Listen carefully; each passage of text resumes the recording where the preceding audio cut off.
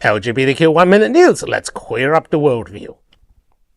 Marks & Spencer denies changing room policy is unlawful after a UK campaign group raises concerns. Marks & Spencer is pushing back after a campaign group, Sex Matters, claimed that its changing room policy could be unlawful.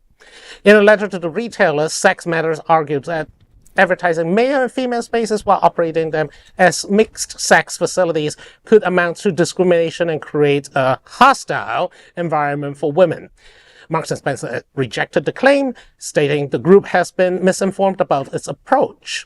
The company said most of its stores have long used unisex fitting rooms with private lockable cubicles, and this policy has not changed following recent legal rulings. It also denied removing gender spaces, noting that many locations historically use generic fitting rooms signage with new try-on signs, part of a broader redesign. The dispute comes as debate continues across the UK over single-sex spaces.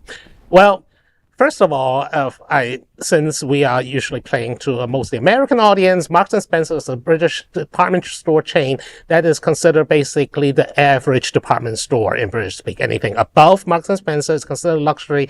Anything below that is considered basic and discount. So Marks & Spencer is sort of like Macy's, I guess, but they also have a very good grocery store and food selection, and you can take lovely sandwiches home with you.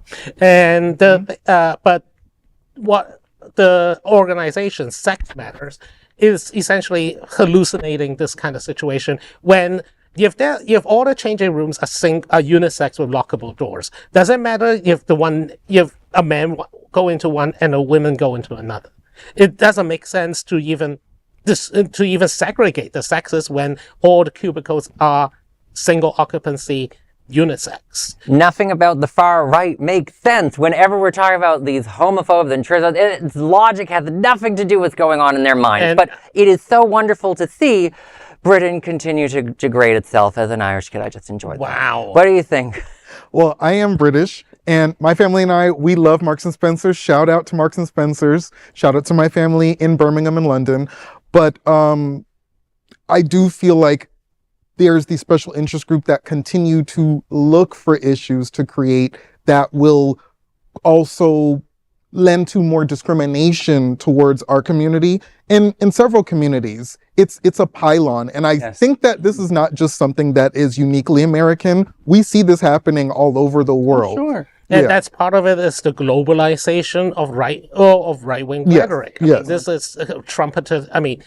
Americans are notorious for exporting this kind of anti-LGBTQ hates to Uganda, so that the deaf gays law. And it's not just that. Like, remember, the super rich in both America and Britain push this. I always go on a rant whenever we talk about transphobia in England that J.K. Rowling is the reason why there's a whole resurgence of transphobia. That is why. It's a billionaire with a lot of power and a big microphone. Larry, any other thoughts? Yeah, I talked earlier about our event tomorrow evening at the Stonewall Museum, celebrating trans on film. And one of the features, and I'll just give a little reveal, I had the opportunity to work not only in crew and do a little, extra acting in the background, but there is a short that we'll show tomorrow called Diaper Doll, and it has to do with making a parody about the bathroom bills, the anti-trans being in bathrooms in the United States, specifically in Florida. And that's how I actually met the wonderful Candace Kane and Dana Davis. So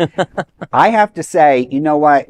There are locks on bathrooms. If you feel uncomfortable going into a multi-use bathroom, seek out the single bathroom if that's your thing. But you know what? There's so much demonization of the trans community, the LGBT community, and yet there are people who joke about going to the Mile High Club up in a 747. So use your discretion, make adult choices, and move on. Word, Bobby. Yeah. Well, that is an LGBTQ 1 Minute News story. There's no other queer nonprofit media platform like this in the entire world. Support our LGBTQ stories by sharing them and subscribing to Queer News Tonight.